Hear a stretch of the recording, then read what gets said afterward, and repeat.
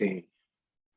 Assalamualaikum warahmatullahi wabarakatuh. Selamat pagi Bu Reza dan teman-teman semua.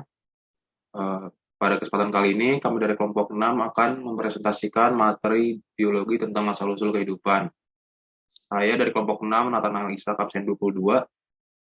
Saya dari kelompok 6, Fahira Prameswari, nomor absen 16.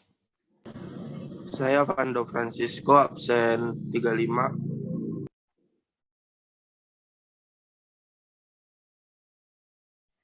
Hari ini kami akan mempresentasikan mengenai teori asal-usul kehidupan. Nah, teori asal-usul kehidupan terbagi menjadi beberapa bagian, yaitu satu, teori klasik, teori modern, teori kreasi khas, teori keadaan mantap, dan yang terakhir teori kosmozoan. Yang pertama, saya akan menjelaskan mengenai teori klasik. Teori klasik ini terbagi menjadi dua, yaitu abiogenesis dan biogenesis. Nah, saya akan menjelaskan mengenai abiogenesis terlebih dahulu. Tokoh yang mendukung abiogenesis beserta teorinya adalah teori abiogenesis adalah teori yang menyatakan bahwa makhluk hidup berasal dari benda mati yang tercipta secara spontan, atau biasa disebut paham generatio spontanea. Nah, tokoh yang mendukung teori tersebut adalah Aristoteles, John Needham, dan Anthony van Leeuwenhoek.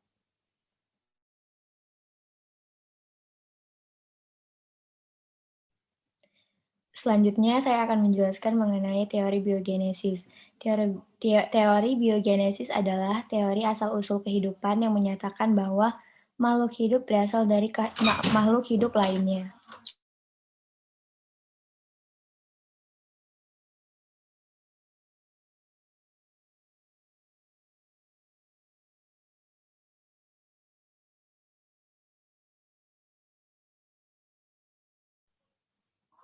Boleh di next slide?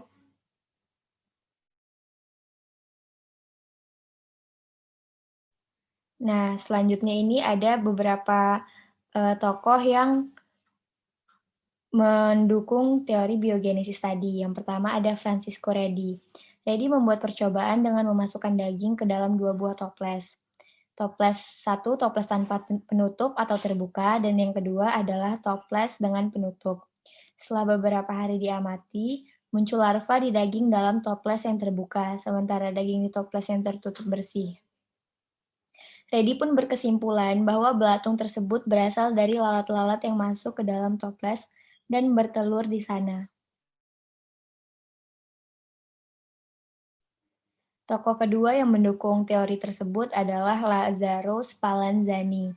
Spallanzani melakukan pengujian dengan memanaskan air kaldu atau rebusan daging di 2 tempat yang berbeda. Setelah dipanaskan, masing-masing wadah diberikan kondisi yang berbeda. Yang pertama, wadah yang diberi penutup, dan yang kedua dibiarkan terbuka. Setelah didiamkan beberapa hari, terlihat bahwa di wadah yang terbuka, kondisi air kaldu menjadi keruh dan aromanya busuk. Di sisi lain, kondisi air kaldu pada wadah yang tertutup, dia tuh tetap jernih gitu. Kok bisa? Nah, ini terjadi karena adanya aktivitas mikroorganisme yang berasal dari udara bebas. Terus yang selanjutnya, tokoh yang terakhir mendukung teori tersebut adalah Louis Pasteur. Pasteur memodifikasi salah satu wadah yang digunakan Spallanzani dengan wadah labu berleher panjang. Untuk apa? Nah, leher panjang ini berguna sebagai indikator yang memberitahunya bahwa masih ada hubungan antara labu dan udara di luar, atau masih ada oksigen untuk mikroorganisme hidup.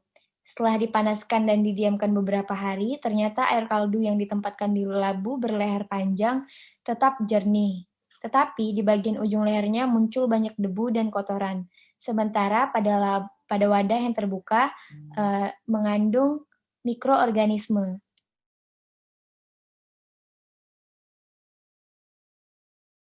Nah, eksperimen yang tadi itu pun mematahkan teori abiogenesis dan menghasilkan teori baru dengan 3 isi, yaitu 1, omnivivum ex ovo, atau semua makhluk hidup berasal dari telur. Yang kedua, omne ovum ex vivo, yaitu adalah semua telur berasal dari makhluk hidup. Dan yang terakhir, omnivivum ex vivo, yaitu semua makhluk hidup berasal dari makhluk hidup.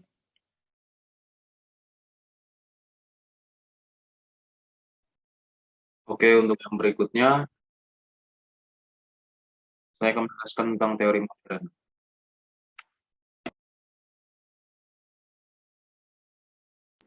Suara gue patah-patah nggak sih? Enggak.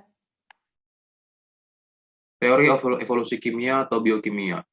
Teori evolusi biokimia menyatakan bahwa makhluk hidup terbentuk dari gas-gas di atmosfer yang dipengaruhi oleh energi radiasi sinar kosmis dan aliran listrik halilintar berdasarkan hukum fisika kimia. Yang pertama itu ada teori evolusi biokimia menurut Harold Urey, yaitu di atmosfer terdapat zat-zat anorganik berbentuk gas, antara lain metana, air, amonia, dan hidrogen. Oleh karena adanya pengaruh energi radiasi, sinar kosmis, dan aliran listrik halilintar, maka zat-zat anorganik tersebut bereaksi menjadi zat-zat organik sebagai dasar organisme. Lalu yang kedua itu adalah eksperimen daripada Stanley Miller. Stanley Miller adalah murid dari Harold Urey. Miller membuat model percobaan untuk membuktikan teori Urey dengan masukkan gas metana, amonia, dan hidrogen yang dimasukkan ke dalam alat percobaan melalui keran yang terdapat pada perangkat alat. Di dalam labu dimasukkan air yang dipanaskan sehingga menghasilkan uap air. Gas-gas terdorong oleh uap air menuju ke dalam bilik bola reaksi yang di dalamnya dialirkan energi listrik 75.000 volt sebagai pengganti kilatan halilintar. Aliran listrik bertegangan tinggi tersebut menyebabkan gas-gas bereaksi membentuk zat baru.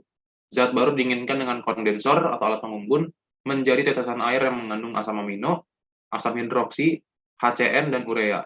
Asam amino merupakan komponen kehidupan, dan gambarnya bisa dilihat seperti gambar di atas. Lalu teori berikutnya adalah teori evolusi biologi atau biokimia.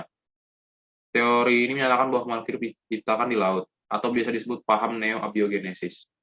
Teori evolusi biokimia menurut Alexander Ivanovich Oparin, yaitu atmosfer bumi banyak mengandung senyawa berbentuk uap. Dengan adanya energi dari benda-benda angkasa atau petir, zat-zat tersebut bereaksi membentuk zat organik sederhana yang berlangsung tanpa adanya oksigen. Zat organik terbawa oleh air hujan menuju ke lautan yang panas sehingga disebut primordial soup atau sop purba. Secara bertahap, zat organik sederhana bersintesis membentuk mikromolekul atau asam amino dan nukleotida. Makromolekul, protein nukleotida, asam nukleokolipeptida, lemak, dan polisakarida, dan tetesan protobion. Selanjutnya, senyawa organik akan mengalami evolusi biologi hingga terbentuknya organisme yang kompleks. Proses evolusi berlangsung dari lautan menuju ke daratan. Pando. Yang ketiga, teori kreasi gas. Teori ini menyatakan bahwa makhluk hidup diciptakan dengan kekuatan supranatural. Teori Carolus Linnaeus tahun 1707 sampai 1778. Yang keempat, teori keadaan mantap. Teori menyatakan bahwa makhluk hidup tidak berasal dari usulnya.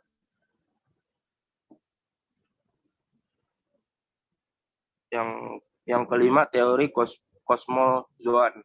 Teori ini menyatakan bahwa makhluk hidup ini berasal dari spora binatang yang jatuh ke bumi. Ya, sekian presentasi hari ini. Kurang lebihnya mohon maaf. Terima kasih.